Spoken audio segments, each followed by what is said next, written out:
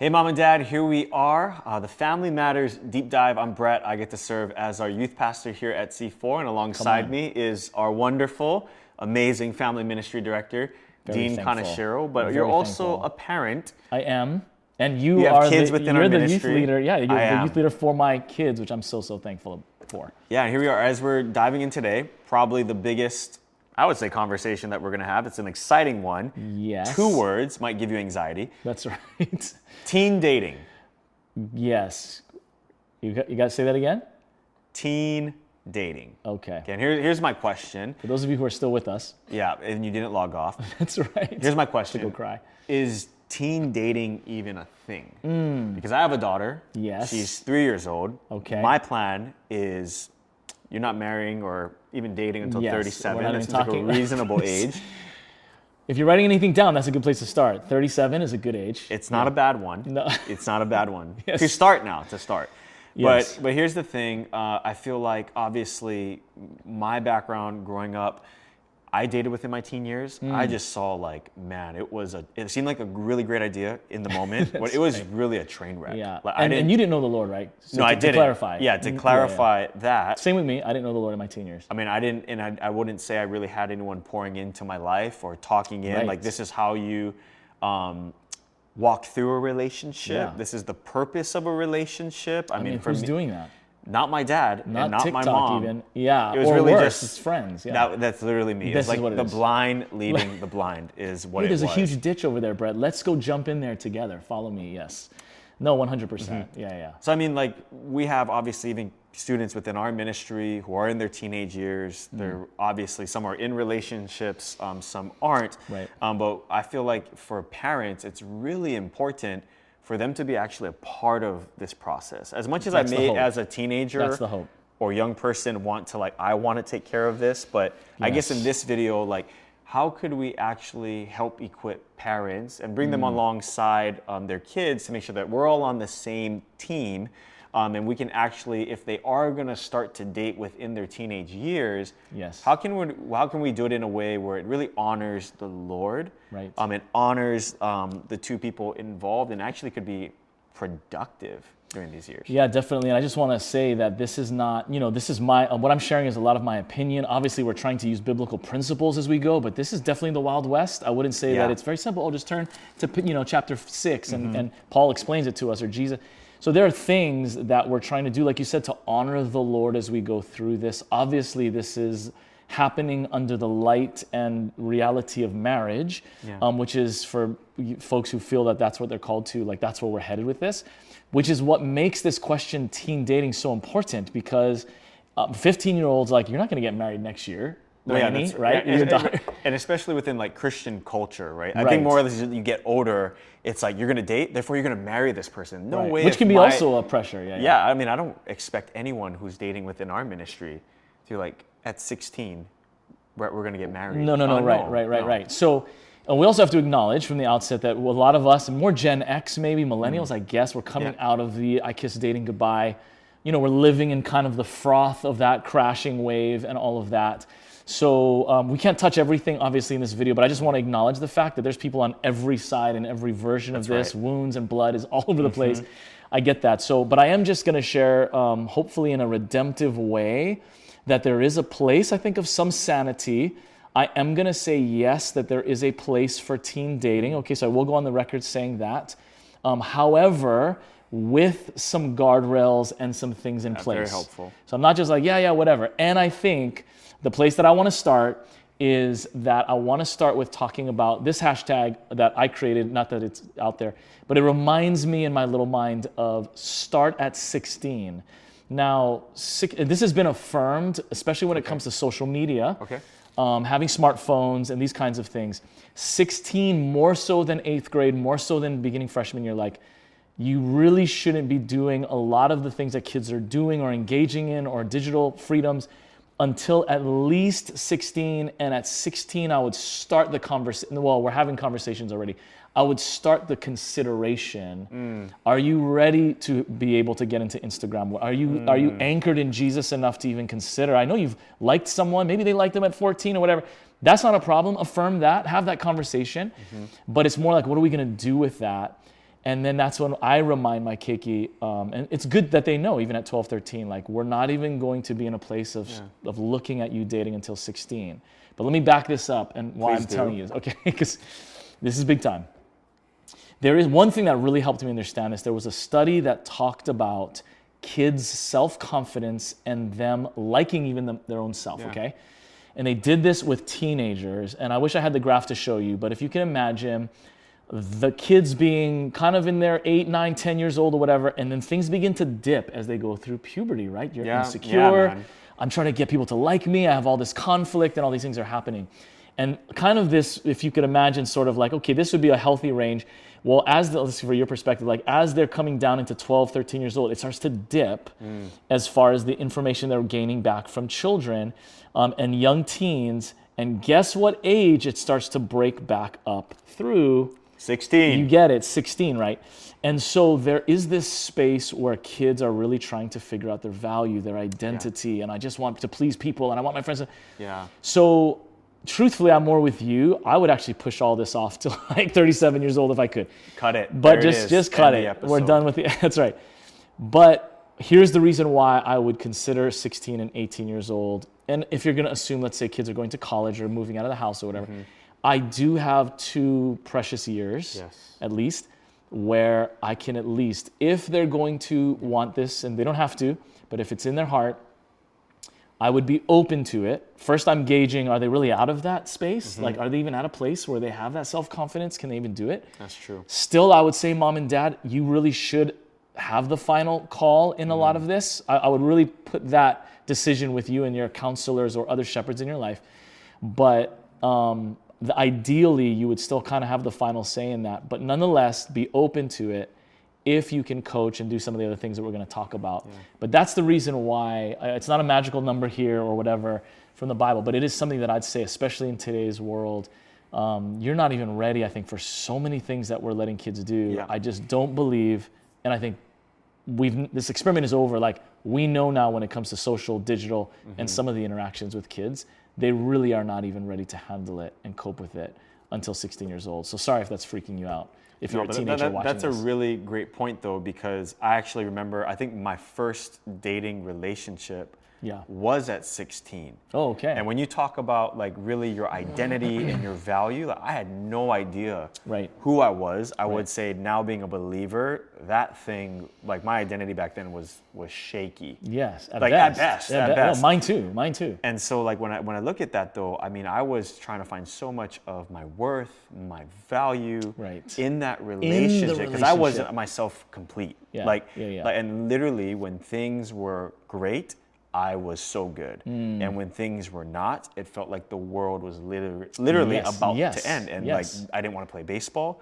It affected every friendship and relation, even like this, like I would go, when I'm dating, I'm with my girlfriend, like as much as I can be. And then I forget that I have friends. And only when we're like fighting and we're going through rough patches, I pop back up again.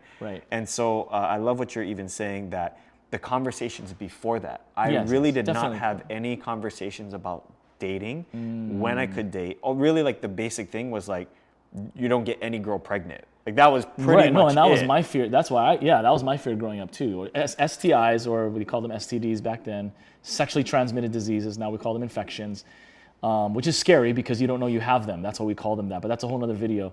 Or getting them pregnant, which is what actually, even as an unbeliever, helped guide me in many ways. But that's not how we want to live. We want to live by faith. We want to say yes to Jesus and his best. So I'm just trying to, I think, figure out a way to be acknowledging the dangers and the freak out stuff, mom and dad, that you have. We get it.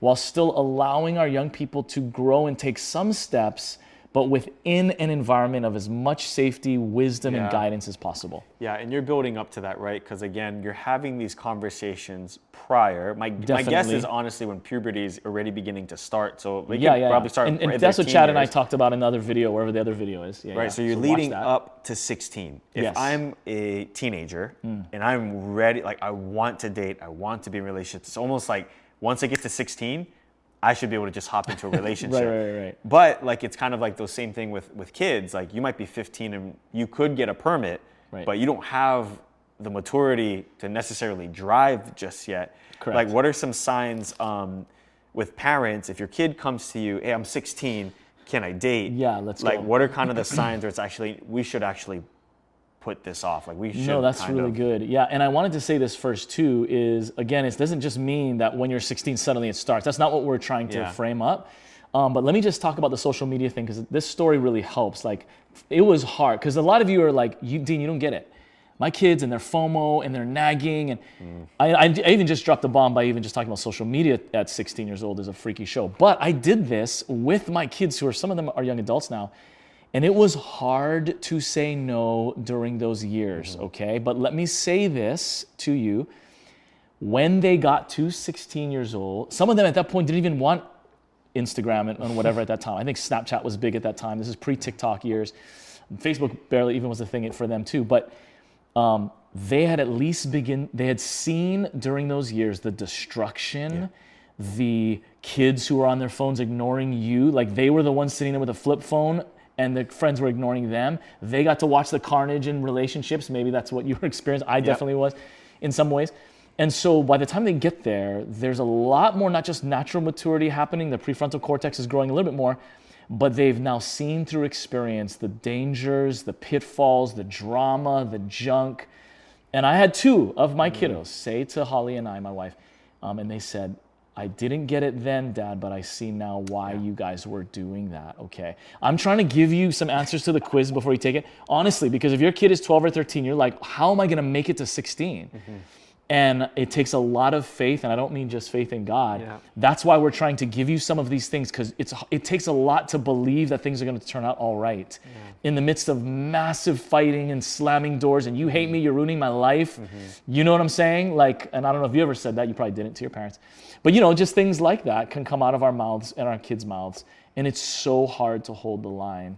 But that's why we're trying to stand with you. I've already walked through that. I'm still walking through it, and I've got a couple more to go. Yeah, and so I think, like, even looking at my own story, some probably like flags of like when you're probably not ready to date is, I think I referred to my identity not really being solidified in the Lord. I think that's obviously, hey, I want that's the biggest one. I want to That's the be biggest maturing and understanding who God created me to be. And then when I think about my experience too, I had no support around me. Correct. And so I think if there's no support around a person or this teenager, then maybe it's not the best time, because then I just end up in like kind of like la la land. I'm like in my own world, the hormones are just raging, and I'm blinded. Yes. In many ways, yeah, right? Yeah, choke blind spots. And that's what, and we're going to talk about the worksheet here. Can we just have the worksheet real quick and just pass that? We're going to talk about that in a second too. And then we have a whole other video to walk you and your teenager through this. But yes, let's just talk big picture about why that's important. And this is where our relationship comes in for sure.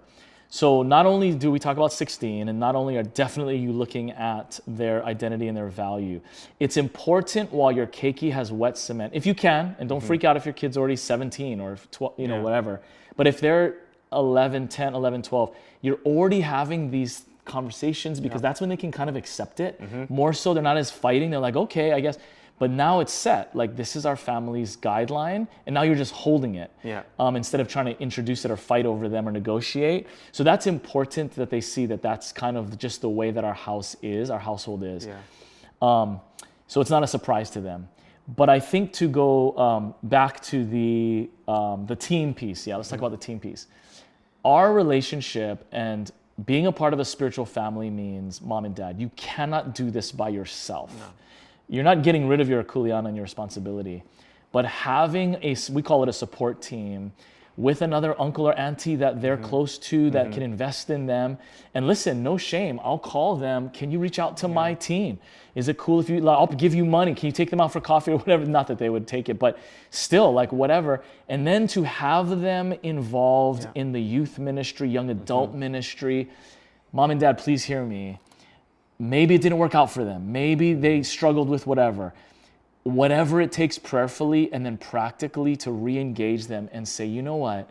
When it comes to relationships, when it comes to these other things, God has placed us in a place where there are youth leaders, other young adults on your team, Brett, like the Larsons and others who even now speak into my kids' lives as young adults.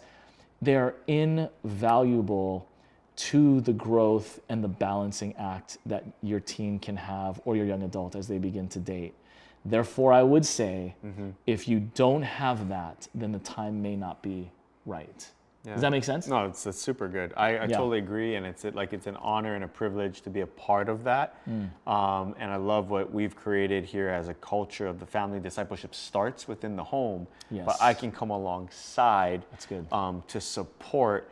And to really kind of, like in the ways I remember growing up, like if my parents told me something, I didn't really listen, but if my uncle told me it, I would Suddenly actually it's revelation. So I'm like, hey, did you hear this? Yeah, you know what my coach said? And then it's like, oh yeah, the thing I've been telling you for the past like 3 years of your life. Yeah, That's right. So that's the beautiful thing about having the support team. And I just really think about for myself, 100%.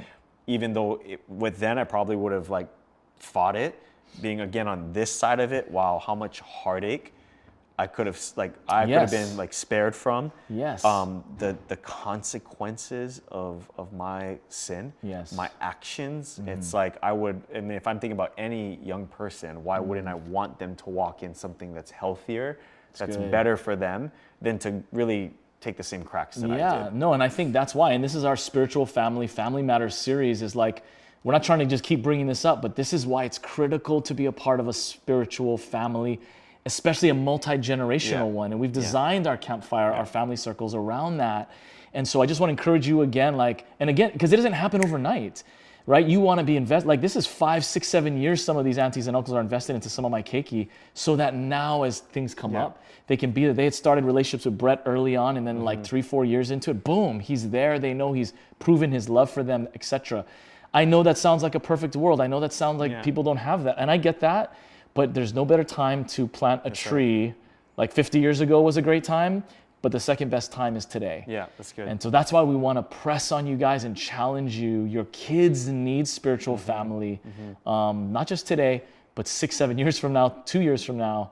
That's another reason why we want to get in. And if you don't have that, then that's something that you do want to help build so that you can maybe pursue them dating 16, 17, 18 years old. Yeah, that's good. So switch to practical. Let's dive into the worksheet that we have here. Yeah. I just wanted to make sure. Okay, we said that. And then, so this is our worksheet. We have another video to actually walk you and your teen through it together. So that's why we want you guys to sit down together and do this. But what I wanted to say about this is, the defining the relationship worksheet, I just kind of threw something together before my first came and said, hey, this dating and whatever. And I said, listen, I got this worksheet. Now, I hadn't even built this thing yet, but I was like, you're going to have to walk through this worksheet and then this is how it works, okay? And we'll go through this on the vid, but I want to say this. I said, you're going to have to go through the worksheet with me. Then you're going to go through the worksheet with this young woman that you want to date. And then you're going to choose 2 friends and you're going to go through the worksheet with them and they're going to help keep you accountable and they're going to cheer you on or whatever. I was totally making it up as I said it. But it made sense in the moment. And the truth is I've kept with that. I've stuck with that. And the majority of my kids, sometimes they'll just start dating and trust me, okay, I'm not trying to say that my kids and my family's perfect. We're not. Sometimes it's like, what are you telling me? What happened? What about the stuff and the things we put in? Anyway, not all, because kids are, teens are teens. So I don't want to put pressure on you like this is a religious thing. But it's better to have something than nothing. And there was one young person who went through it. The parents had said, let's walk through the worksheet. They said, no, I don't want to do it or whatever. And then on the back end of that relationship, as it was kind of dissolving, they came back to the parents. And the parents were kind of like, they didn't say I told you so, but they were like, please don't do that. This is why. Yeah, that's right. But they were able to say, hey, this is why we wanted to do this. Some kids do have to learn through experience. The parents were still there. So I'm not trying to say this is religious. You know your own keiki. You got to work it out how you want. But I just want to put that tool in your hands.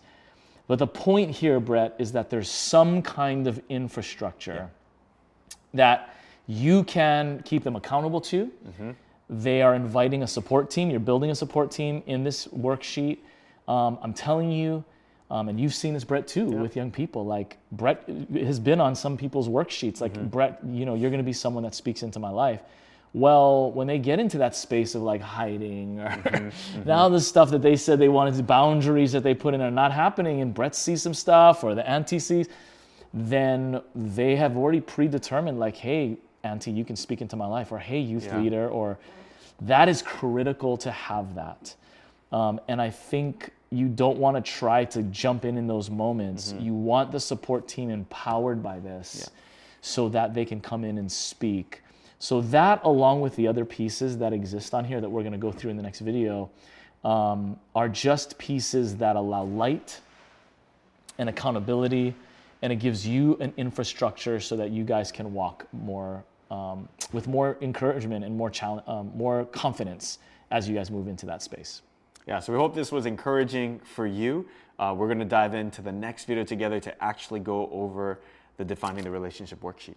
That's right. So grab your teen, set up a good time where you guys can sit down. Yeah. Also download it, okay? And you can download as many as you want, but get that ready, downloaded and ready to go with a pen. Maybe you can have one to write your own stuff in, and your teen or your teens can have those. Yeah. Even down to 7th grade, I'd say it's great. Even if they're not dating, don't think that this is just for that. Do it years ahead of time so that the kids are already thinking through these things. You guys already have a dialogue going. We built this so that the muscle of discussion between moms and dads and Keiki can start to happen, okay? So when you're ready, print it out, grab some pens, grab your teenager, and we'll see you in that video.